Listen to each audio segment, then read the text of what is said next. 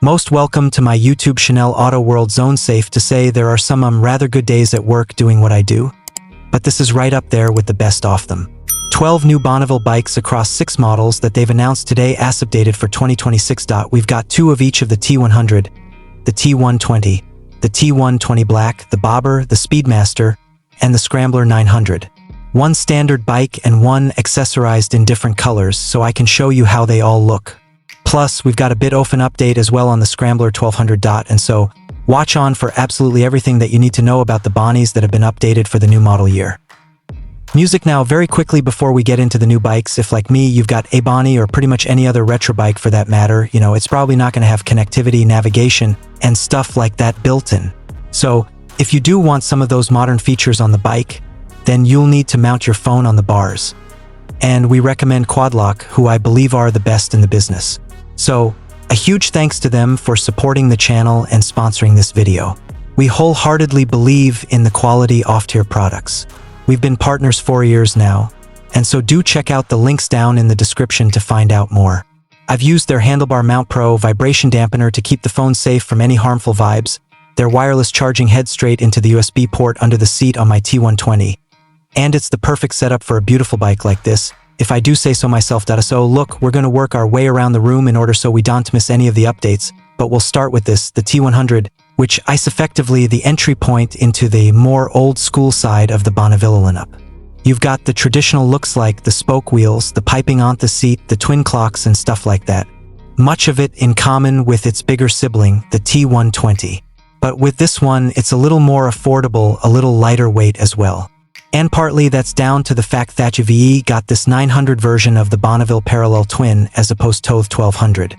Now, what I'm really pleased to report today is that whilst Triumph have updated these bikes to keep them fresh and keep them on a par with some of the other retros on the market, well, they haven't done so in a way that's kind of taken away from the core essence of what a Bonneville should be. Most of the tweaks come kind of under the hood, if you will. So, things like the traction control and ABS are now lean sensitive thanks to a new IMU or inertial measurement unit. That means lean angles are fed into the rider rates to make them intervene more appropriately. Let's say when the bike's banked over. And so while you wouldn't really notice any difference versus riding the previous generation for 99.9% of the miles you're redoing, if those rider aids do have to intervene, hopefully you're all the safer for it. Up in the cockpit as well, we've now got a USB port fitted as standard. So it's a little USB-C socket under the side of the clocks there. So they've maintained that traditional aesthetic, but also introduced a little bit of modern functionality. And with so many people now mounting their phone upon the bars with something like a quad lock, it is very convenient, of course, to have a little socket right there, so you only need a short cable and don't need to run anything to the battery. One of the tweaks I really like on this bike is the new headlight. They've kind of taken the same DRL shape as something like the Speed Twin 900. And so, while it doesn't really compromise, like I say, the overall classic look of the bike, well, I think it just gives a little more visual interest from the front end and makes it look a touch more premium. Now, another possibility as well in terms of the tech is cruise control. That's now available as an accessory for the T100. It's standard on some of the other models, but for me, definitely a nice option to have if you want to do a bit of extra mileage on this bike, and perhaps a sensible move from Triumph to do it as an accessory because not everybody wants it. And like I say, with this being the entry point into the Bonnie lineup, well, you don't want to push up that base price too much. Otherwise though, really it's about the visuals. We've got some new paint jobs available. This one in there and black with the gold pinstripe looks very nice.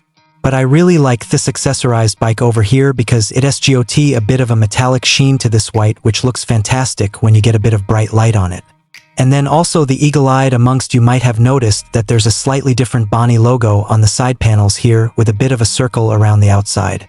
So you get that on this bike and the T120S and the T120 Black. So potentially a bit more style in there and a bit more visual interest.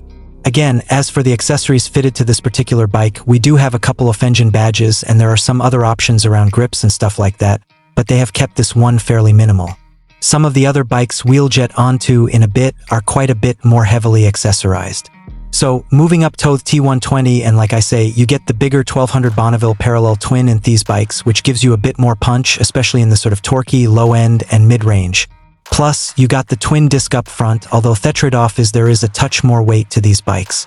and saw potentially newer riders might prefer the slightly more manageable, slightly less powerful T100, but I think my personal bike is a T120, so this would be the one for me. Most of the updates that we just talked about apply to these as well. So we've got that new headlight, the USB-C socket on the bottom off the twin analog clocks there, cornering ABS and cornering traction control as standard. And these ones also get, like I say, cruise control as standard. So you don't need to pay extra for that. One thing that did jump out at me though from the press release about these bikes that's specifically interesting around the 1200s is that previously you couldn't limit these down to A2 license compatibility. It was only the T100S, for example. But now for the 2026 model year, these ones, the T120S, also the Bobbers and the Speedmasters can all be restricted. And so that opens up a few more possibilities if you carry on that A2 license. Other than that, we've got some fresh paintwork again. So VE got this red and silver on this particular accessorized bike. But if you think of the two, it's this AM blue and cream kind of job that really stands out. It looks again really nice with the metallic in the blue. And I'm sure Thaytone's going to go down an absolute storm with anyone who prefers that more heritage-inspired finish on one of their Bonneville bikes. As for the accessories, well, this one's got the barrel grips, which are a touch more chunky. I like the feel of those. And also, it's got the bench seat, which I think looks surprisingly good, actually, given that it's the more traditional-looking bike. And again, it's also finished off nicely with a different engine badge on this side, the sawed-off silver. Now, I say my own personal bike is a T120, but actually it's a T120 Black. And for me, this is my favorite-looking line of Bonnevilles, let's say, that they've ever made. You've got the same overall silhouette as the regular T120, but just with a less kind off-bright and chai finish, and a bit more OFA subdued and stealthy and mean-looking vibe, which is mainly achieved, I guess, by blacking out a lot of the hardware. You'll notice you get either a black tank on this or this rather cool matte dark gray with a bit of pinstriping as well. And again, naturally, this gets all the same updates. Headlight, USB socket, cornering rider raids, and the new finishes, and also that new logo on the side there. This particular accessorized bike has some really nice stuff on it. We've got the 4-bar Triumph badge there. We've got the barrel grips again. We've got a different handlebar clamp and also the bench seat along with the slightly more svelte looking kind of bullet-shaped indicators. And this has a little bit of a hint of what could be achieved if you did a bit of a custom job on one. Now on to the bobber. And this is where some of the changes start to get a bit more significant, especially as we work our way up to that heavily revised Scrambler 900. For this one though, there's a more substantial tweak to the way it looks. You've got slightly different side panels.